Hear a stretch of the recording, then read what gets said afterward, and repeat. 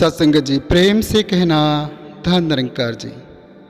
सत्संगत, आज उस महापुरुष शब्द की व्याख्या करने के लिए दास को अवसर मिला और आप संत महात्माओं के समक्ष अपने टूटे फूटे भाव लेकर फिर उपस्थित हुआ, जिसका आप काफ़ी समय से इंतज़ार भी कर रहे थे। जो पहला वीडियो अवतार वाणी की कद्र के लिए आपके सामने प्रस्तुत किया, आपने उस वीडियो को काफ़ी सराहा और आगे भी निरंतर इसी तरह के प्रयास करते रहने के लिए भी आपने प्रेरित किया। आज दास उसी शब्द का व्याख्यान कर रहा है कि आखिर उस शब्द को हमने रब्बी वाणी कैसे कहा। महापुरुष क्योंकि एक मामूली शब्द नहीं है बल्कि एक रब्बी वाणी है। आइए इसके बारे में थोड़ा विस्तार से जानते हैं। मैं हाँ मतलब मैं हूँ। अब इस मैं हूँ का मतलब आप इस व्याख्यान के माध्यम से भली भांति तरह से समझ सकते हैं कि अगर कोई परिचित व्यक्ति हमारे घर का दरवाज़ा खटखटाए और हम घर के अंदर मौजूद हों, तो हम अंदर बैठे बैठे सबसे पहले एक सवाल करते हैं कि कौन है। यानी कि अभी हमने दरवाज़ा खोला भी नहीं, हम दरवाजे के पास आए भी नहीं, हमने अंदर से ही पूछ लिया कि कौन है, और बाहर खड़ा हुआ सज्जन हमें जवाब देता है कि मैं हूँ, अर्थात मैं हाँ या आई एम, जो भी उसकी लैंग्वेज रही वो उसमें आपको जवाब देता है। अगर वो हिंदी है तो आपको बोलेगा मैं हूँ, और अगर पंजाबी है तो बोलेगा मैं हाँ। इसका मतलब वो बंदा जो बाहर खड़ा हुआ दरवाज़ा खटखटा रहा है, उसने हमारी बात का जवाब दिया, इसका मतलब वो मौजूद है तभी उसका जवाब मिला। तो इन दो शब्दों में मैं हाँ में मतलब मैं मौजूद हूँ। अब जैसे ही हम दरवाज़ा पर वो आवाज़ सुनते हैं तो हम उसको पहचान जाते हैं, क्योंकि उसकी आवाज़ ही हमारे लिए उसकी पहचान होती है। अब आगे दो शब्द और हम लेते हैं, पू और रू, पूर्ण रूप से। इन दो शब्दों का मतलब ये हुआ कि मैं पूर्ण रूप से मौजूद हूँ। अब ये हम सभी जानते हैं कि इस चराचर जगत में ईश्वर परमात्मा के अलावा कुछ भी पूर्ण नहीं है, जबकि इन शब्द के चार जो शब्दों से हमें पता चला उसमें ये कहा गया कि मैं पूर्ण रूप से मौजूद हूँ। इसका मतलब ये हुआ कि जो ये कह रहा है कि मैं पूर्ण रूप से मौजूद हूँ, वो परमात्मा के अलावा कुछ हो ही नहीं सकता, क्योंकि परमात्मा ही परिपूर्ण है, जो पूरी खलकत को बनाकर इसी के अंदर रसा बसा हुआ है, समाया हुआ है। अब ये पता तो चल गया कि मैं पूर्ण रूप से मौजूद हूँ, इन चार शब्दों का ये अर्थ है, लेकिन कहाँ मौजूद है और कौन मौजूद है ये जानते हैं हम बाकी जो इसका पांचवा जो शब्द बचा है पेट पटाशय, उसके माध्यम से।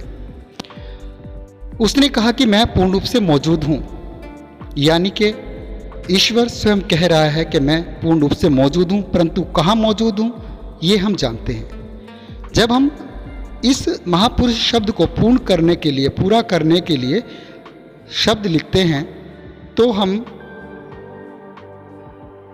पै लिखते हैं। शय लिखने के लिए हमें पै लिखना पड़ता है, जो कि पेट पटाशय होता है। उसको लिखने से पहले हमें पै लिखना पड़ता है। पै मतलब पहचान, आइडेंटिटी, हमारी पहचान।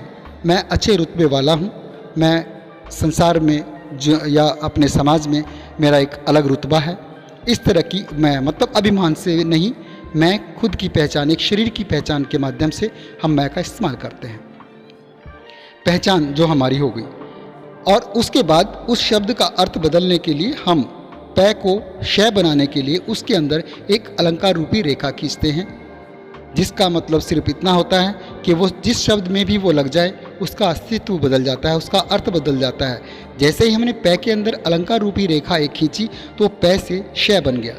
ठीक इसी प्रकार से जब आप संसारिक बंधु होते हैं, जब तक आपने ब्रह्म ज्ञान प्राप्त नहीं किया, जब तक आपने सतगुरु की शरण में आकर इस निराकार परमात्मा को नहीं जाना, तब तक एक साधारण मनुष्य की भांति आप विचरण कर रहे थे। लेकिन जैसे ही आपने सतगुरु के सानिध्य में रहकर इस निराकार परमात्मा का बोध हासिल किया, यानी कि ब्रह्म ज्ञान को हासिल किया, ब्रह्म ज्ञान को प्राप्त किया, उस वक्त ये निराकार उस अलंकार रूपी रेखा की तरह आपके अंदर बस जाता है और आपकी पहचान बदल जाती है, आपके बातचीत का ढंग बदल जाता है, आपके तौर तरीके बदल जाते हैं, आपके अंदर फिर वो वसुदेव कुटुंबकम की भावना पैदा हो जाती है। एक पिता एकस के हम बालिक, वो सब उसमें आपको नज़र आने लगता है। और फिर ये भी एक समय ये भी आता है जब आप प्रैक्टिस करते हैं तो हर सू ये निराकार परमात्मा ही आपको नज़र आता है, हर घट में यही दिखाई देता है। तो इसका मतलब इस महापुरुष शब्द में ईश्वर ने स्वयं कहा कि मैं मौजूद हूँ, लेकिन कहाँ मौजूद हूँ? वहाँ मौजूद हूँ जिसने अपनी पहचान को भुलाकर मेरे तत्वदर्शी स्वरूप यानी कि सतगुरु से मेरे निराकार ब्रह्म की जानकारी प्राप्त की और अपने पहचान में मुझे शामिल किया। उस हृदय में, उस घट में मैं पूर्ण रूप से मौजूद हूँ। दास के कहने का भाव सिर्फ इतना ही कि इन शब्दों ने ये बताया कि जिसको हम महापुरुष कहते हैं, उस बात का हम अगर पहले से इस आभास कर लें कि जिस घट से या जिस व्यक्ति के सामने मैं बात बोल रहा हूँ वो एक शरीर नहीं बल्कि एक परमात्मा का जीता जागता स्वरूप है, और उसी के सामने अपनी अरदास, मनोकामना, विडंबना जो भी है मैं उनके सामने कह रहा हूँ, और निश्चित रूप से ये मेरी पूर्ण होगी क्योंकि सुनने वाला स्वयं घट में मौजूद है।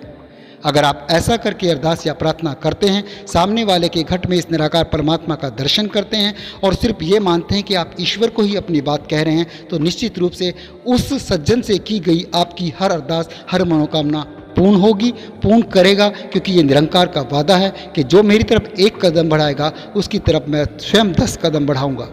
आपने ऐसा ग्रंथों में सुना भी है।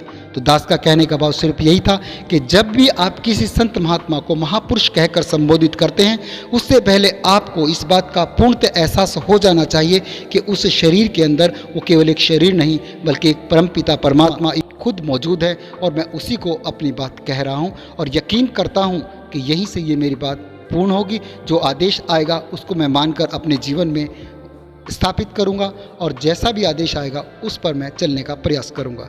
सत्संग जी, ये कुछ शब्द थे जो आपके सामने रखे। ये आपको कैसे लगे ये दास को तो नहीं पता, इस तरह से नहीं तो दूसरे एंगल से अगर उसको देख रहा हूँ तो ये मेरा नज़रिया है। जरूरी नहीं कि आप उसी नज़रिए से देखें जिस नज़रिए से दास देख रहा है। दास हमेशा जब भी किसी महापुरुष को महापुरुष कहता है या उसको वंदना करता है या चरण स्पर्श करता है या धन्यंकार कहता है, तो इस बात का पूर्णतः एहसास करता है कि उस घट में, उस शरीर में वो शरीर नहीं है। शरीर की पहचान भूल जाते हैं और वहाँ पर सिर्फ उस निराकार परमात्मा के दीदार ही करते हैं। और हकीकत है कि आज तक कोई कामना मनोकामना नहीं हुई जो इसने पूर्ण ना की हो, जो निस्वार्थ भाव से हो, जो दूसरे के हित की हो, जो परोपकार की भावना की हो, वो निश्चित रूप से पूर्ण करता है। सत्संग जी, प्रेम से कहना, धन निरंकार जी।